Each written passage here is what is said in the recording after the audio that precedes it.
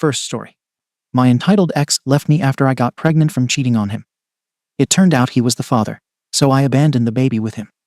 Now, 6 years later, my husband wants to be a dad, so I contacted my son and forced him to call my husband dad. But my entitled ex took my son away from me. God, I hate my ex. Okay, so this is complicated. I already know some people are going to come for me based on how this sounds. But I just want outside input because I really don't feel like I'm doing anything wrong. I'm trying to include everyone and do the right thing. I'm a 41F, and the father of my biological son is 32M. We'll call him A. My husband, whom I've been married to for over a decade now, I'll call T. A. And I had a bit of a situationship for over a year. It was long distance and mostly physical when we saw each other. But it felt more emotionally real for me than maybe it did for him. We'd meet up every few months, stay in touch through texting, and sometimes talk. Nothing serious enough to disrupt my actual life, which yes included my husband. But at the time, things between T and me were rocky. We were practically living like roommates.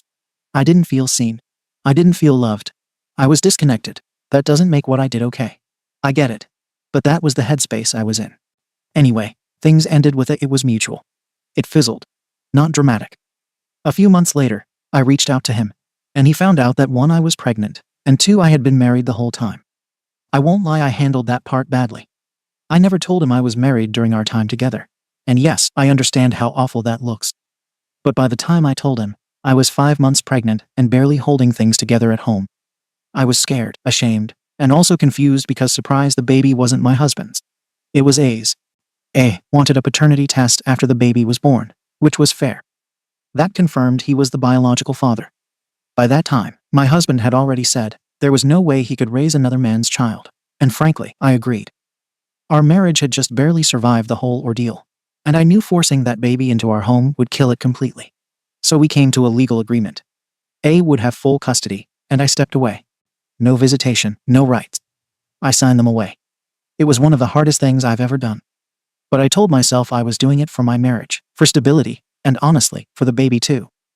At the time, I couldn't give him what he needed, and I couldn't even look at the kid's photo without getting angry. Years passed. A ended up getting married to a woman who I hear is great with a kid. Let's call her W. They ended up adopting him legally after I gave my consent. I didn't fight it. I wanted a clean break, even though it killed me inside to watch my own son become legally someone else's. I didn't reach out. I let them live their life. I watched from a distance, okay, yes, I admit it, I checked Facebook. And sometimes I saw pictures when mutual friends posted things. But I stayed out of it, as I promised. Then last year, everything changed. I got sick. Not like a cold, something serious. I don't want to go into medical details, but I was hospitalized for a while, and had a lot of time to think. All that time lying in a bed, wondering if I'd even make it, I kept thinking about my son. The little boy I carried. The one I gave up. The one who didn't even know me. And it just hit me like a ton of bricks. I needed to fix things. By then, Jacob, my son, was 6. Old enough to maybe understand things if handled right. So I reached out to A. I told him the truth, not the full deep down truth, but enough. I said I regretted leaving Jacob's life. That fear kept me away. That my husband and I were finally in a good place again and had talked about it. And that he supported me having some contact with my son now. A was understandably cautious. I didn't blame him. He and Debbie didn't want to uproot Jacob's whole life overnight. So we agreed on supervised visits, short ones, where either he or Debbie would be present, and everything would be slow and careful. I accepted that. I just wanted a chance. And for 10 months, it went surprisingly well. Jacob was polite, but quiet at first. Shy. He didn't really know what to make of me. But over time, he started calling me by my name and asking questions. Nothing heavy, just, do you like dogs? Or, what's your favorite food? Little things. I lived for those visits. My husband came sometimes too, and we were careful not to overstep. He would sit nearby, maybe play ball with Jacob or push him on the swing. We thought we were doing everything right. Now, here's where the tension started building. My husband started to feel weird about the whole just visiting arrangement. Not in a jealous way, more like, if we're going to be part of Jacob's life, shouldn't we be recognized in some way? He didn't like how everything still felt like we were intruding, like visitors. I sort of agreed. We talked, and he said something that stuck. If I'm going to love this kid like he's mine, why can't I be dad? I didn't shut him down. I get where he's coming from. This man stood by me through so much. He accepted the fact that another man fathered a child during our marriage. That he's even willing to be involved is a miracle to me. So yes, when he asked if it would be okay for Jacob to maybe call him dad, I didn't say no. Fast forward to 2 weeks ago. We took Jacob to the park. Just the three of us, me, my husband, and Jacob.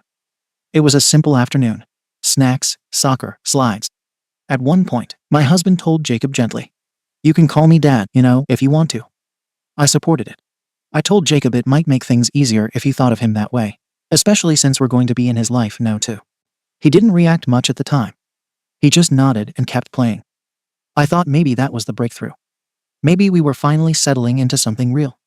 But then the next visit didn't happen. Instead, A called me privately and asked what exactly we said to Jacob. I asked why, and he said Jacob had come home quiet and withdrawn. Then later, out of the blue, he asked him if he was really his dad. I told her the truth. That we talked to Jacob about calling my husband dad. I said we thought it would be less confusing for him. I wasn't expecting the meltdown that followed. A lost it. Said we had no right. That we confused his son and undermined everything he'd built over the past 6 years. He said Jacob cried, and that now he doesn't know what to believe. He accused us of trying to manipulate a 6-year-old into accepting someone else as his father. He told me we were done. No more visits. No more contact. Full stop. I told him he was being dramatic. That all we did was offer Jacob a second safe figure to call dad, someone who is going to be in his life moving forward. Not a replacement. Not erasing A, just including my husband. But A wouldn't hear it. He made it clear we were out of line, that we crossed a boundary. That Jacob is his son, not ours. I reminded him that Jacob is also my biological child. That we had an agreement, yes. But this child wouldn't even exist if not for me. I said maybe he should consider that it's not just his family unit anymore. That I have a right to build something too. He said flat out. He's not confused because he has 2 dads. He's confused because your husband told him I wasn't one. That wasn't what happened. But at that point, it didn't matter. A told me we're cut off. That unless Jacob himself asks to see me one day, this is the end of it. I cried after that call. I was angry, yes, but mostly hurt. I tried for the first time in years to be part of my son's life, and the second we do something that challenges A's total control, he slams the door shut. What really gets me is how no one seems to care what my husband is going through in all this. He stood by me through infidelity, through a paternity test, through giving up a baby that wasn't his. When I told him I wanted contact again, he didn't fight me. He showed up. He played with Jacob. He got involved. A and his wife have had 6 years to play house with my son. But the second I make a move to form our own connection, I'm selfish. I'm manipulative. I'm dangerous. My own mother, and yes, she and I have a strained relationship. But she's always been neutral. Even she told A's mom that this is cruel. That keeping a mother away from her child, especially one who is finally trying, is wrong. She said, and I agree, that even if I wasn't active in his life before, the bond is still there. That I'm allowed to care now. I feel like I'm being punished for not being perfect the entire time. But I did what I had to do back then to protect my marriage. And now that things are healthier, I wanted to repair what I could. But I can't do that if I'm treated like a threat. Do I think we should have asked first before suggesting dad? Maybe. But do I think it was some sinister manipulation tactic? No. I think it's normal for a child to have more than one person to look up to, especially when we're going to be involved consistently. It's not like Jacob was calling my husband dad before he even met him. It was 10 months in. And yes, Jacob calls A's wife mum. And I never had an issue with that. I never threw a fit over someone else being mum to my son. So why is it different when it comes to dad? Why does my husband get erased in this equation? My husband isn't trying to take A's place. But Jacob is 6. Kids adjust. They can understand there's a biological father and a stepfather. Millions of kids do. But we never got the chance to explain that because A immediately cut us off. I know some people will say I forfeited all say when I gave up custody. But does that mean I lose the right to be acknowledged? That I'm not allowed to show up years later and try to do better without being accused of confusing a child? I don't regret the visit. I don't regret telling Jacob he could call my husband dad if he wanted to. I think it was the right thing to offer. What I regret is thinking A would be open-minded enough to accept that. We weren't trying to take anything away from him. We were just trying to build something to... Ada. Comments. Comment 1. YTA. You know what's wild? You frame this like you're some hero for finally stepping in years later, and think that entitles you to restructure the child's emotional foundation. The kid is 6. You weren't there for the diaper blowouts, the midnight fevers, the night terrors, or the first steps. Now that he's past the hard part and somewhat emotionally stable, suddenly you and your husband want to swoop in and co-parent. And let's talk about your husband. The guy who told you to give up your kid or else. The guy who only showed interest when it was safe and no longer inconvenient. And he wants to be called dad? Sorry, but F no. That's disrespectful as hell. The real dad is the one who stuck around when your husband was busy sulking over being kirked instead of showing compassion for a child. You didn't just overstep, you stomped all over the one boundary I laid down. The fact that you're shocked by the consequences tells me you never understood what parenting is in the first place. You don't get partial credit for showing up late and then rewriting the credits. Comment 2. Okay, I'm gonna say YTA, but I'm not gonna pile on you like everyone else. I think there's a lot of unresolved trauma happening here. You made bad decision, sure. But I also see someone desperate to fix something, even if you're going about it badly. That said, your approach, super flawed. You didn't earn that mum title back. You've been on the bench for 6 years, and it's not just your story anymore. Jacob has a new life, a bonded family, routines, and expectations, and your sudden push to insert your husband into a paternal role was reckless. Your husband should not be asking to be called dad. That's not a healing move, that's an ego move. And your kid felt the tension. 6-year-olds are emotional sponges, you scared him. If you really cared about Jacob more than your image of restoring a family unit, you'd follow his pace, not set it. Also, have you even apologized today? Like, sincerely? Because it sounds like you dropped a bomb on his life, and now you're angry the fallout isn't convenient for you. Comment 3. I'm probably going to get downvoted to hell, but I don't think you're completely in the wrong. Flame me all you want. The kid has 2 biological parents. The bio dad doesn't get to pretend you don't exist just because he's pissed about the past. Yeah, you were FD up in the beginning, no argument there. But you gave them space, respected the adoption, and didn't interfere for years. Now that you're trying slowly, they treat you like a threat for simply existing. And your husband. People hating on him forget he forgave you for a major betrayal. He was willing to step up. That counts for something. Maybe asking to be called dad was premature, but it wasn't evil. Kids have multiple parental figures all the time. What bugs me is how possessive it sounds. Like the moment you assert any kind of presence, he pulls the plug. He wants your son to know he's adopted, but also wants to gatekeep every emotional connection. That's not healthy either. You handled it wrong, but I get it. And if you're being honest that your husband was kind and respectful during visits, I think I overreacted hard. There should have been a conversation, not a guillotine. Update. Thanks to everyone who commented, even the ones who ripped me apart.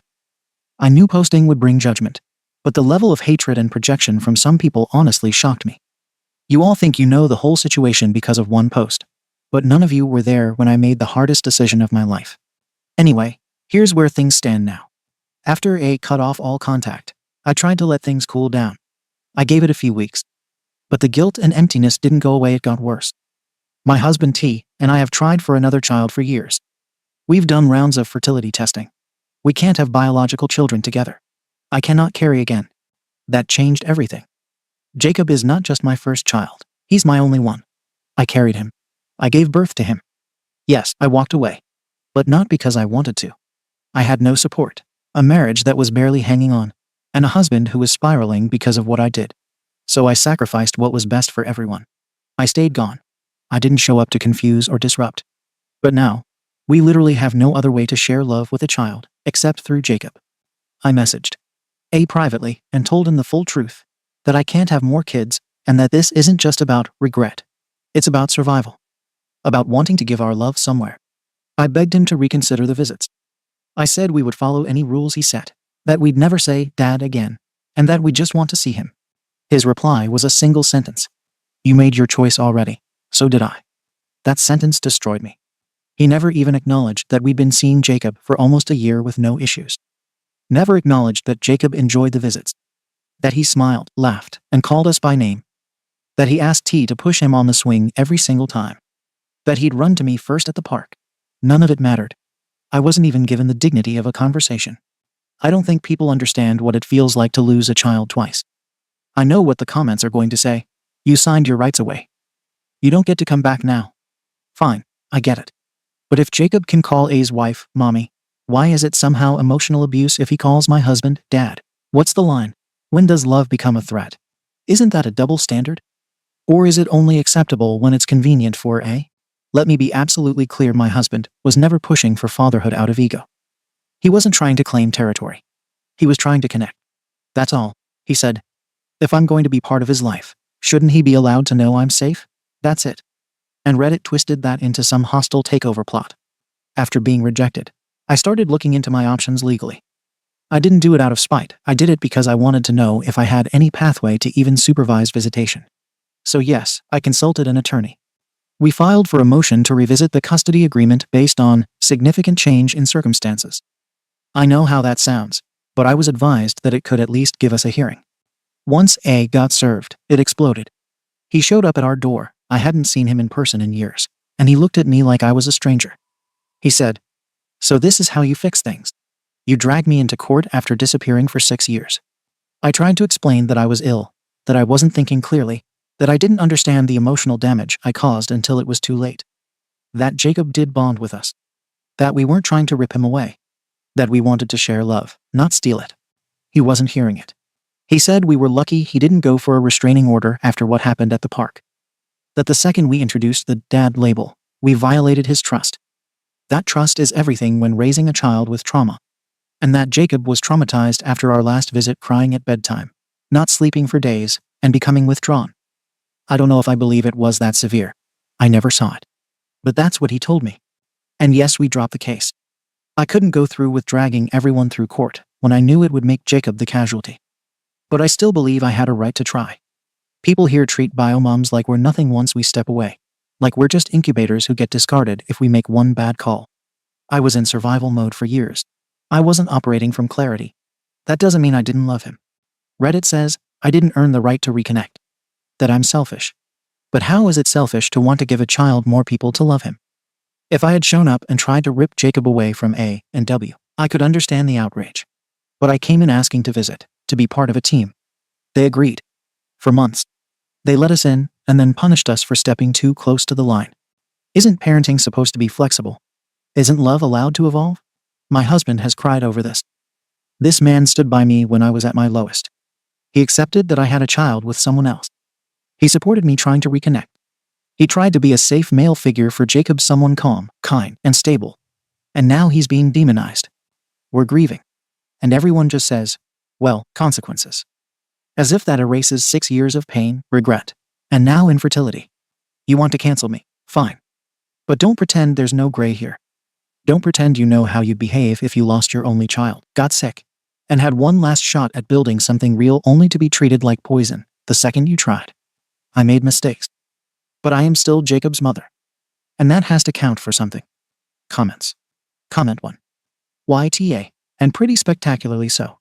Look, I get grief, infertility, and regret. Those are all heavy and real. But none of that gives you a pass to gaslight a 6-year-old and then file court papers after being told no. You signed your rights away intentionally. That wasn't an accident. You made a legal decision. You don't get to cherry pick the parts you like later. I want the love without accepting the consequences you agreed to. A few concrete things people keep glossing over. I had 6 years to build a parenting life with his kid.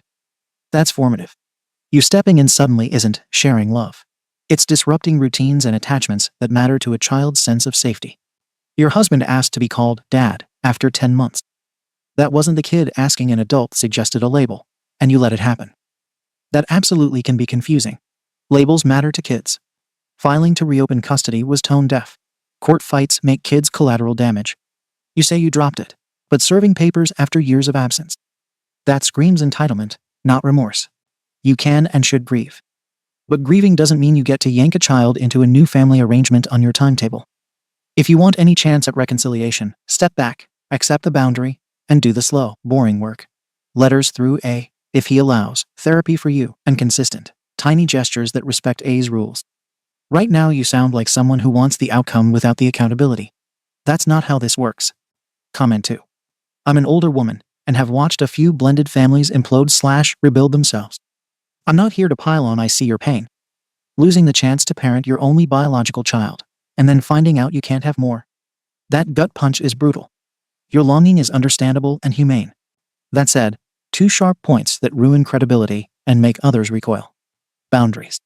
You repeatedly downplay that you were the adult who left the child and sold the legal decision. That does not erase your biological connection, But it does mean you owe other adults, A and his wife, enormous patience and humility. Begging and then filing for custody, even to get a hearing, reads like escalation, not reconciliation. Perception management. Telling the kid, you can call him dad, while you're still a precarious presence, was reckless. Whether your husband's heart was pure doesn't matter. Kids need certainty. You didn't give them that. You gave them an option, and then were surprised when the gate slammed. Practical reality. A is protecting what he built. He's not a monster for doing that. Your husband being kind doesn't automatically mean he should be parenting this child. Kindness is not the same as earned parental authority. Actionable next steps if you want to salvage this without burning bridges. Stop public pleas and quiet the social media. Make one really sincere apology to A. No defenses. No, but I was sick. Offer a very limited, specific proposal. Supervised visits once a month for X minutes.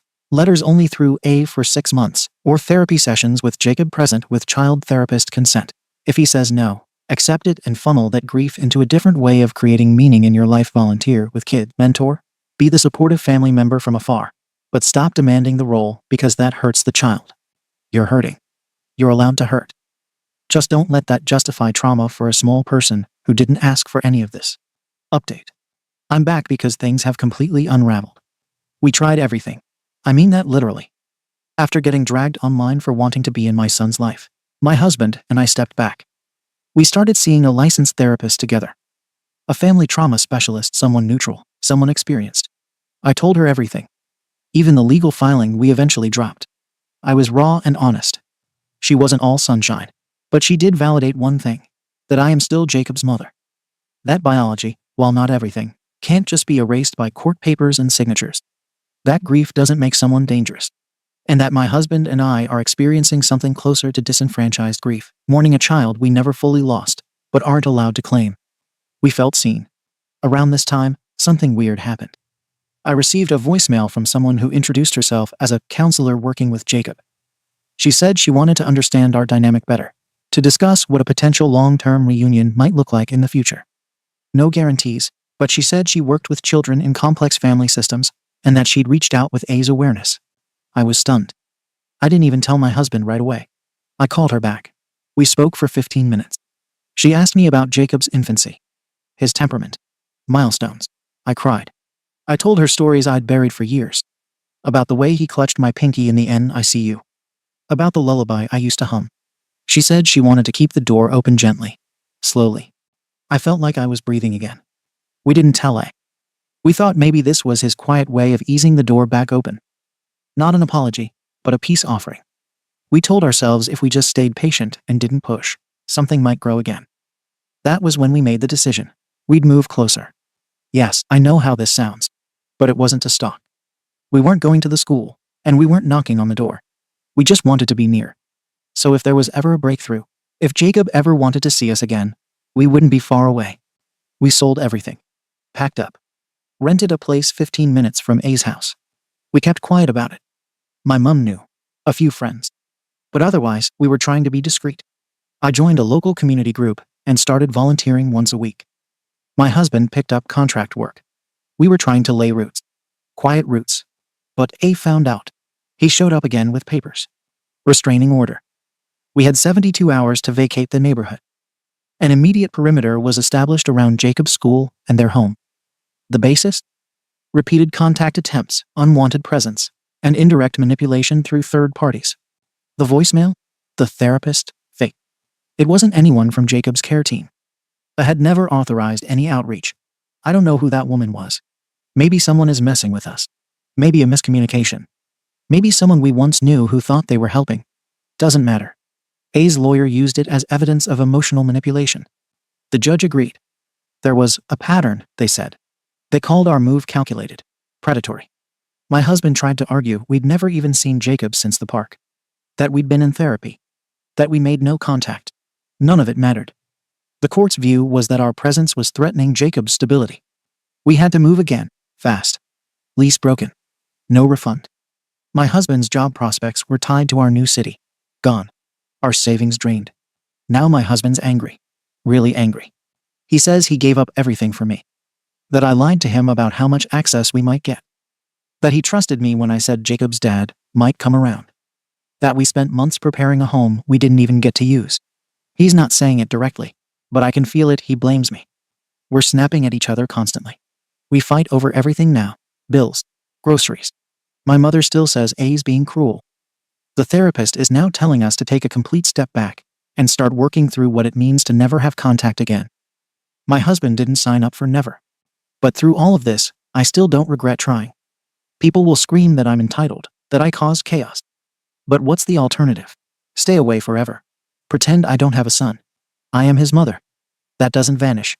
That doesn't get annulled because I made a decision under pressure 6 years ago. A decision I thought was the best option for survival. I have done everything I could to correct course without destroying his life. But I am still a human being. I am still grieving. And yes, we are desperate not to own him, not to erase his family, but to share love. No one gives a damn that Jacob smiled more with us than anyone else. That he asked my husband to hold his hand. That he called me by name and asked me to sit next to him during lunch. You all decided I'm evil because I stepped away. And now I'm being punished forever for trying to step back in. Even A's wife, she messaged me months ago, after the legal motion. Said I should do everyone a favor and disappear permanently. Said I was selfish. That if I ever truly loved Jacob, I'd walk away for good. She called me unstable. Another broken woman who wants to rewrite the past. She has no idea what it's like to feel your body mourn a child who's still alive. Who's breathing. Who laughs. Who just doesn't know you exist anymore. So here we are, broke. Moved again. No contact.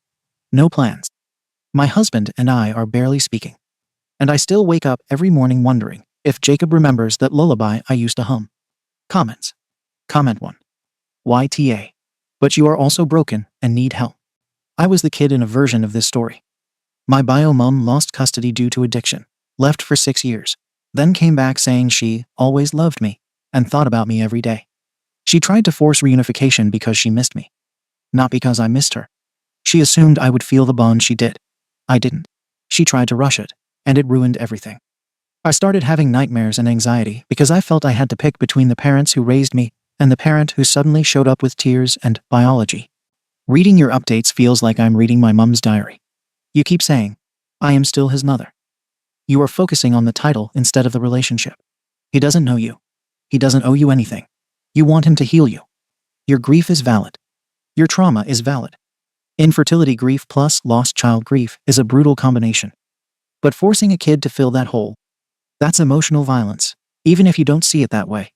If you ever want any future, even as a distant adult, he might choose to meet at 18. Your best move now is to stop completely, get into deep therapy, and learn how to love him in absence without demanding he heal you. Comment 2.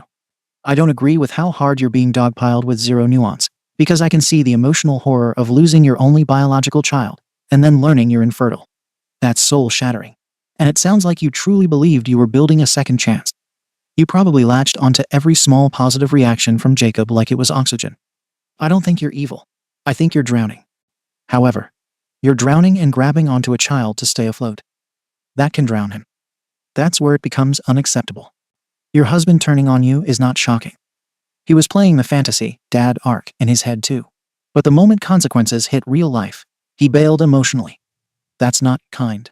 That's someone who enjoys performing sainthood until it costs him something. A and his wife are harsh, maybe cold, maybe overly protective, but from their perspective, they let you in, trusted you. And then you nuked that trust by pushing dad labels, then going legal, then moving into their orbit without warning. That looks like escalation. Right now, this is no longer about what you want, but about what harm is already occurring because you won't let go. Grieve this like a death, because it is one. If you do not fully retreat and rebuild yourself, you're going to lose your marriage, your sanity, and any possible chance Jacob might willingly know you in the future. Second story. Entitled Stepkids Claim, I'm a bad stepmom and bully my son whenever their real mom shows up. Now she's abandoned them again, and the stepkids are crawling back to me, calling me mom. So I told them that I'm not their mom, and to never call me that again. To start this off, this is a throwaway, as I don't want this connected to my main account. I'm 36F, and my husband is 42M, and has 2 daughters who are 16 and 13. My husband and I have been together for 8 years. For some context, the girls have a mom who's just not active in their life. She comes around once a year or every other year and stays for 2 to 3 months, and then leaves. The problem is when she comes to town the girls change. For example, after me and their dad got married, they started calling me mom. as they felt I was their mum. But when their mum came back, they would stop and call her mum and push me to the side. I understood why they did that then, as they were young and confused and were trying to please her. We put them in therapy, and their therapist had them apologize, and they tried to explain it. The next 2 times it happened, she told me to try and have a talk with them. Their mum decided not to come for the next 2 years, and it was a really peaceful 2 years. The kids were good, enjoying school and their new brother, and were just happy. This year their mum decided to come. She came in August and stayed until about a week ago. This time when she came, the girls changed completely. It started with them not calling me mum, then saying disrespectful things to me and their dad, then them telling their brother they didn't like him, and that he wasn't their real brother, and some other stuff. But the main thing they said that really hurt was that I wasn't their mum, and that I would never be, and that I'm a bad stepmom, and their mum is their only mum. So last week, when their mum left, they slowly tried to crawl back, and tried to start calling me mum again. And I told them I didn't want them to call me that anymore. They looked shocked when I said that, and asked why. I told them that they told me multiple times that I'm not their mum, and that I'm a bad stepmom, and that their mum is only their mum. So I said I no longer view them as my kids. They looked hurt, and went to tell their dad what was said, and he said it's between us. Their therapist thinks I was harsh, but I don't, as they are old enough to realize what's wrong to say and what's right. So Ada. Note. I also want to put that I don't blame the younger one as much as I blame the older one, as she should know better. And I understand things with parents are hard. But I was younger than her when I cut my father off, and he was similar to how their mum is. The rose-colored glasses should be faded or fading by now, as she's old enough to understand. Comments. Comment 1. Info. When their mother is around, and they treat you like this, where is their father in that? And what are you both saying while they're doing that behavior? It reads as if this is the first time you've ever laid out the inevitable consequence of being treated like this, and you're enforcing it straight up, which is an arsehole move. But the response of your husband, that this is between you, is a complete abdication of his responsibility here. Like ESH. But I'm leaning towards the hierarchy of arseholes being your husband, you, the 16-year-old, and the 13-year-old is just following what her mother and sister want. But congratulations, you've proved the ex right. I'd guess she alienates them from you by telling them that you're not there for them unconditionally. And well, that's true. OP. When they're doing that behavior, he will punish them and take their stuff away. This is not the first time I've made consequences for them doing this stuff. Just last time it was less extreme, as what they said then was less extreme. Comment 2. It sounds like their mum is in their ear telling them stuff, probably lies, about you and their dad. That's what it seems like is happening every time their mum shows up. They probably miss her and want her validation, so they listen to her. Comment 3. I think they're just trying to please her in the hopes that, if they do, she will start meeting their needs. Maternal abandonment is damaging in a primal way, and for most, even having excellent additional parents doesn't erase the pain and confusion of knowing that someone who made you wants nothing to do with you. Comment 4. The biggest thing that stood out to me is that your husband had nothing to say except that it's between the 3 of you. What the girls said to you and what you said to them was all very hurtful, and your husband shouldn't be turning a blind eye to this. These words are relationship altering, and he should be intervening to try and keep his family together and work it out. I understand where you're coming from and why you said what you did. I can't say for sure if I would have had the guts to say the words, but it sounds like they maybe needed to be said. Comment 5. Your girls need to understand everyone, even parents, have feelings that can be hurt. My take is you need to navigate this because you're stuck with these mean girls and you are their parent. I wouldn't want them calling me mum, either because you don't treat your mum that way. But we all know they are being influenced by their bio mum, and you need to be the bigger person in this situation. Be the positive influence on them, but set those boundaries as to how you will accept being treated. Also kick your husband in the rear. Comment 6. It sounds like the entire family needs to go to therapy and have this addressed so the kids can see how this affects their actual real mum. And dad can be confronted with how he hasn't stepped up to stop the bio mum from popping up and ruining the family dynamic whenever she feels like it. Comment 6.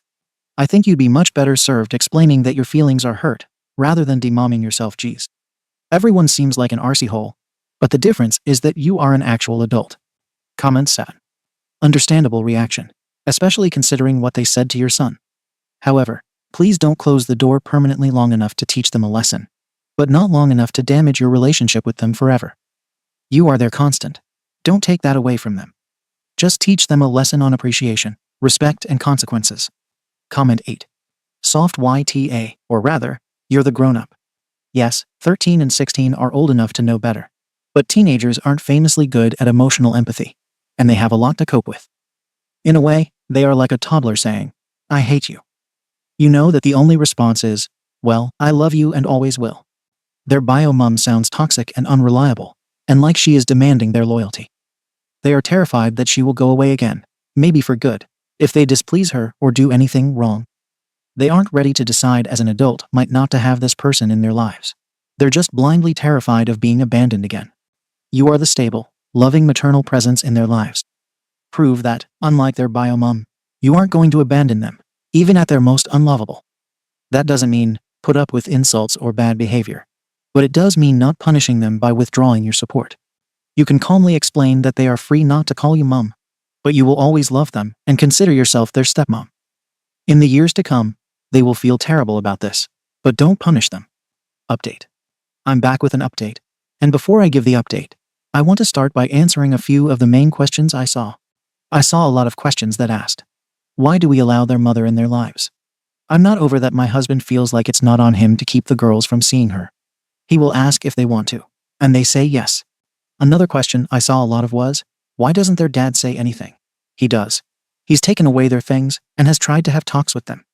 They just listen and block him out. The reason why he stayed out is because whenever they don't like something I tell them, they run to him. He has said he does side with me on this, but feels I was too hard on them. The update. A few days after I posted this, my husband and I sat down with the girls, and I told them that I was sorry for what I said, and that I worded it wrong. I told them I still view them as my kids. They just aren't allowed to call me mom anymore, and have to call me by my name now. I also told them that our relationship is broken, and I didn't break it. I did help a little, but they broke it, and if they wanted it back to how it used to be, they would have to rebuild it. I also told them they had to play with their brother for 3 hours, and apologize to him. He's 4. They had a few more punishments, but we did talk to them and try to figure out what she says that influences them so much. We got the answer of I don't know. We told them that they can't be easily manipulated, especially the 16-year-old with her going to college soon and trying to drive. So we talked about things that could happen with that. We also told them they can't just say what they want to people and expect things to stay the same, especially if it's stuff that hurts people. They apologized for the things they said and how they acted and said they wanted things to go back to normal. I told them that I would forgive them when they did the stuff with their brother first, and that if they want things back to normal, then they would have to work for it. From what they said, they don't want to see their mom for a long time, so they will go to their therapist soon and talk to her about this. Edit. I've worded myself very wrong. They have to play with their little brother as an apology to him. He's 4. If they apologize, he's going to say it's okay, and then continue to ignore them. So it's not a punishment. It's more of his apology. Comments. Comment 1. I'm glad you and your spouse were able to reach an agreement to help the girls understand that actions have consequences. I suggest you frame the time they spend with their brother as atonement or a consequence, rather than punishment, though. The very last thing your household needs is strife that causes a 4-year-old to think he's somehow at fault for the tension. Teamwork and communication, like that displayed by you and your husband, is the best way to teach and show by example. Kudos. Comment 2. My husband feels like it's not on him to keep the girls from seeing her. He will ask if they want to, and they say yes. Your husband has failed his daughters in protecting them from someone who he knows damages them by continuously building up their hopes and dreams and crashing them time and time again by abandoning them. If he absolutely could not bring himself to not allow their mom in their lives whenever she pleased, he should have been far more vigilant and never allowed them to be unsupervised with her. He didn't. And now you're all here. What a mess. I'd maybe cut out the punishment of having to play with their brother. Definitely keep the punishments for speaking down to him. Make it clear we do not talk to others like that in this household. But don't make him the object of their resentment. He deserves better than to be utilized as a tool for punishment, even if the objective is to create a better relationship. Encourage it. Don't harm it by making it a chore. OP. I gave the punishment of playing with their brother, because an apology won't mean much to him, as he's 4. He will probably forgive them and just keep avoiding them like he's doing. So I feel like playing with him would help rebuild their relationship and would be a better apology to him. Also, they don't have to play with him for the 3 hours. I would take 30 minutes as long as they tried to fix what was broken. Comment 3. I understand what you are saying. It's not so much a punishment as an apology. Like when a child hurts someone's feelings and the parent says, "That was rude. You tell them sorry right now." Only your son is 4, And although I'm sure he knows what sorry means, playing with him will make him feel like everything is okay again with his sisters. And that's all you really want for him. To know and feel loved by his family. OP. Yes. And also he just accepts anyone's apology, no matter what. So playing or doing something he wants will feel more like an apology to him than saying sorry. Comment 4. Not a big fan of forcing them to play with their brother for X amount of hours to make up for that. For me, that feels not like a good update. No accountability voluntary from their side. You forcefully gave them a way out through punishments. Holding the car and college over her head can also build resentment. Comment 5. Why are you surprised? They have regularly allowed an abusive parent to swan in and out of these girls' lives. They have done nothing to prevent the damage she is causing, and are surprised when it is blowing back at them. Comment 5. Taking away the title of mum is a wildly insane punishment. It's so horrible for a child. They'll never forget that. It's not making amends. OP has failed these children. She's trying to get away with it. As a mother myself with a horrible mum, I've tried to undo damage from for 20 years. It makes me sick to know what these young girls must be feeling. Telling someone not to call you mum when you're the functional mother figure is disturbing. OP. I took it away, as I don't need it. I don't need them to be confused on who to call mum when they want to please their bio mum by calling her mum, and then trying to use the word mum as a weapon towards me. Again, I know I'm their mum. I don't need a word to tell me that, but I'm not going to let them use the word as a weapon towards me. Comment 6. I would only allow supervised visits with that mother. I know a person like her, and you underestimate how manipulative they can be. OP. He is considering it, as he doesn't want this to happen again. Thank you for watching the video.